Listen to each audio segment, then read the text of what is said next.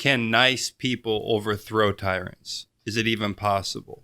Once you've let the system go to the point to which there is a leader who's clearly just using violence now to enforce authority, which is what in this movie the Mrs. whatever her name is, Trenchbull or whatever, does. Once that happens, what does it take? Well, in this movie, it takes a magical psychic child. And I'm going to perhaps regret this observation. I'm going to do it anyway. Let's just say that there might be something wrong with society when adults and human beings look towards a child to solve their problem. There are some examples in recent society that go along with this. There is a magical child that is going to solve the environment, apparently. And I'm not going to get into the details because I don't really care. But is there not something odd about the figure of Greta Thunberg? I believe her is her name. And it's not even Greta Thunberg. It's also, remember Elizabeth Warren? Well, that's such a small... No one remembers Elizabeth Warren, thankfully. That's the reason that she's not president. I mean, no, not really. Well, I would say let's detail I know that she incident, too. That was the same pattern of...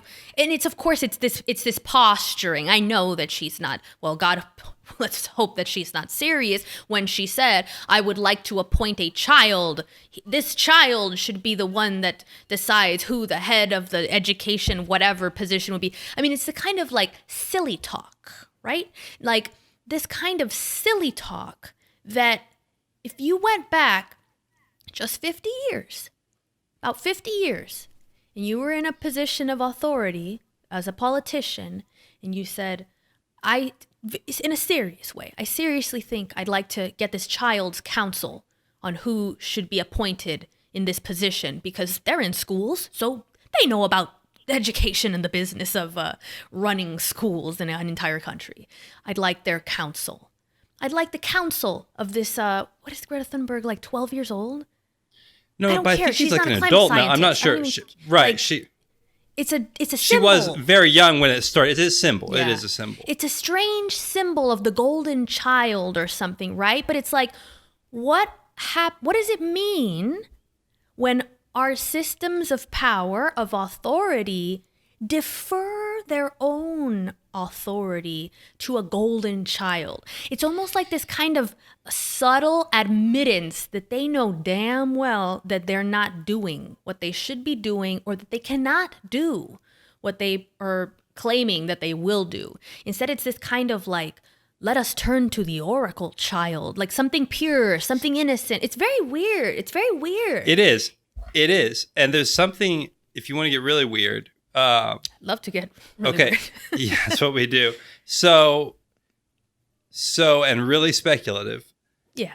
I'm reminded of another figure in history, which is Joan of Arc. If I recall, only 14 years old when she inspired the French army.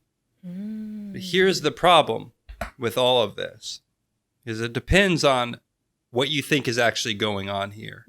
So it depends on what you think is going on when politicians raise up a figure like Greta Thunberg, which I honestly don't know enough about to have real clear opinions on. What I do know is that at the beginning of her ascendancy to whatever symbol she's become, she was a child that was ostensibly trying to direct the energy policy of not just her country, which is somewhere in Scandinavia, but the energy policy of the entire world.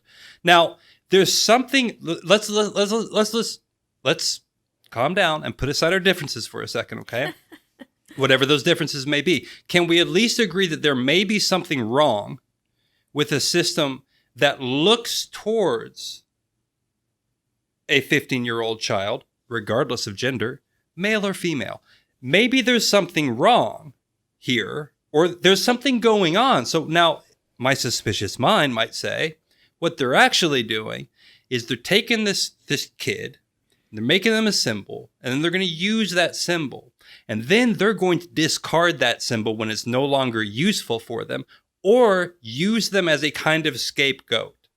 So that's another possibility that power does with this kind of thing. And that, though I'm no expert on French history or Joan of Arc, if I recall, poor Joan of Arc ended up being executed, possibly as a witch. I don't remember what it was. It was she was having visions of God and talking to God. And all. This supposedly inspired the French army to. I don't remember who they were fighting at this point. Maybe in the War of the Roses. I don't remember when it was.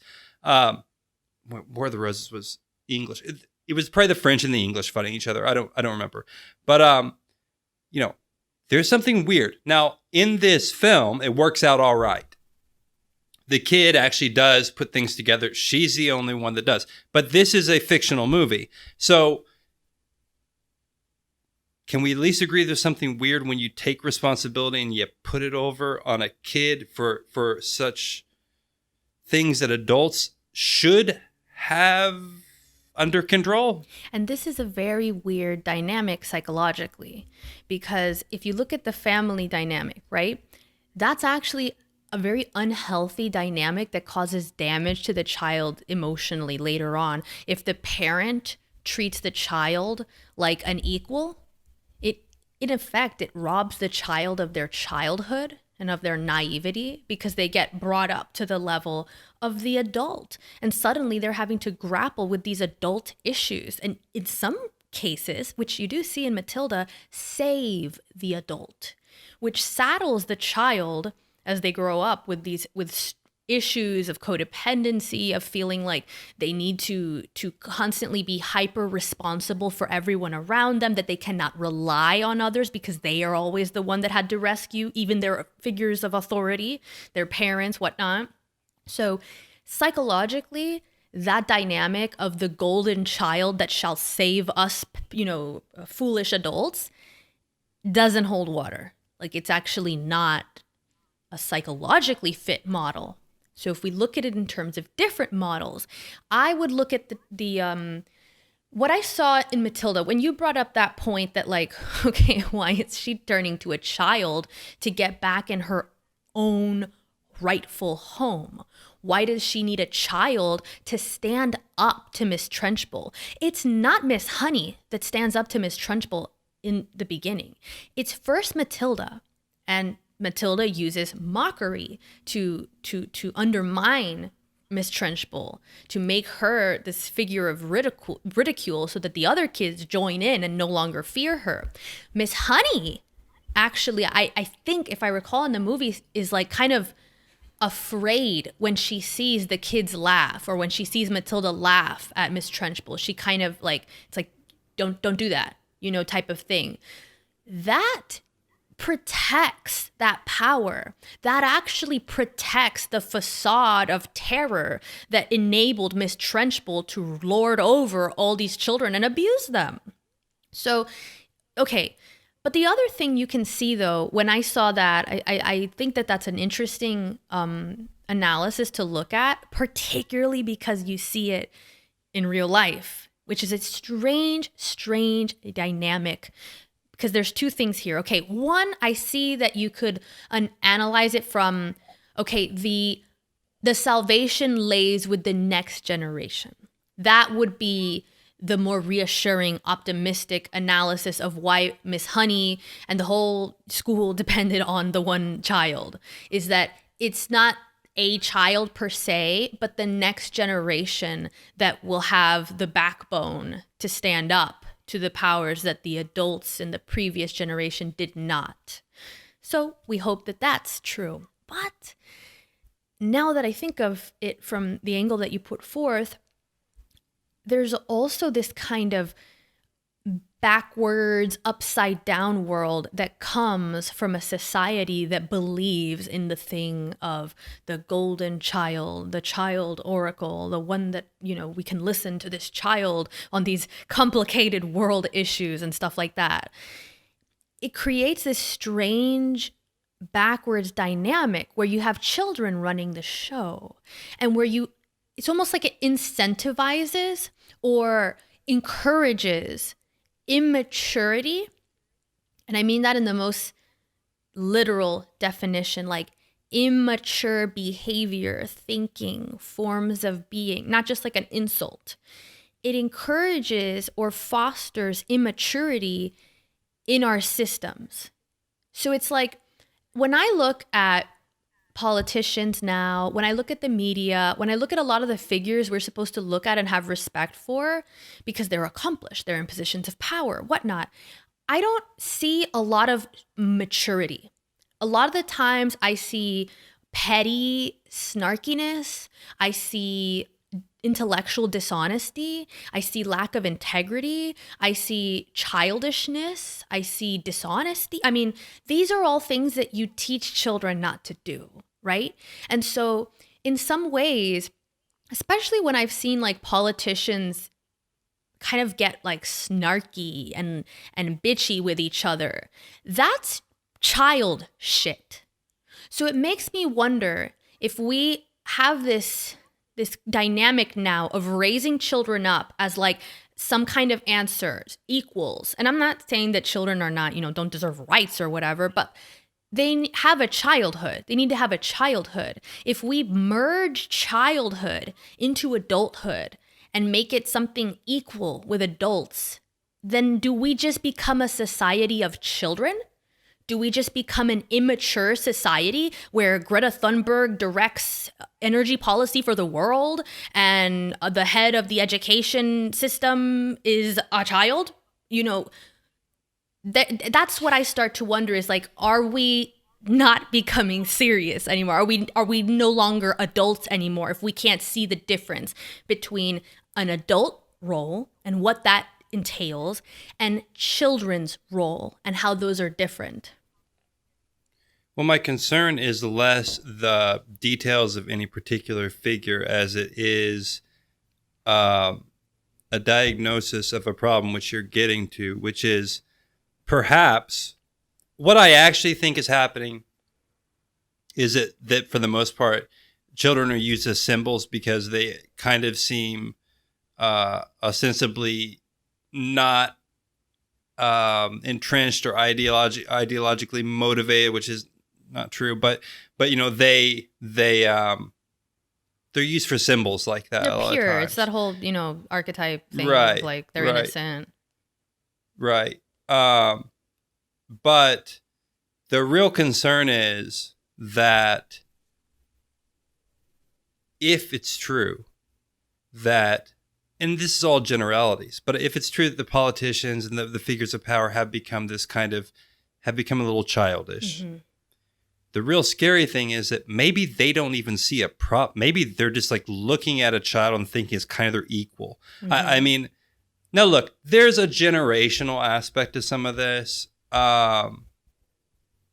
which goes back to another theme that we always talk about, which is titanomachy and this. Like, what does it mean to give the power, to give the authority of decision making over to children? Now, look, again, that's not actually what's happened. Like, it's all a bit of a magic trick. Like, as far as I know, Greta Thunberg isn't the president of energy policy of the world, the UN or whatever. She's a symbol. She goes, she talks, whatever it is she does. Joan of Arc actually, I think, led the French army, but I don't know. Childhood was different back then. Childhood was different. I think by her age, it was already like she was halfway down. That age was like the median age of life. Middle life. 14. That she's already lived to an old age. Which is actually not that. Well, that's a sidetrack. That's actually a bit of a problem with averaging statistics of ages because it actually gets averaged in. That average age back then gets averaged in based on child mortality. So if you, like 8 out of 10 kids die when they're before a year old, that brings the average age way down. But people didn't, I don't think, quite lived as long as we do today. That being said, so, I don't know the answer. I was not a child prophet. Maybe I missed my opportunity. Maybe I should have gotten on the internet way earlier. You could have been slinging coal. You could have been a child of the coal age, be the Greta Thunberg, but of the past where it's like coal is the answer. Or maybe you can't. If you dress up like a baby and you start on the nuclear energy beat, the baby of nuclear energy. And that can be, you can be the Greta Thunberg's opponent. I don't think she advocates for nuclear energy. Is she not into it? I don't know if she's into it or not. I think that's I don't know. Yeah, I could do that. Greta I mean, we'll see. Policy. I don't know her policy platform. I'll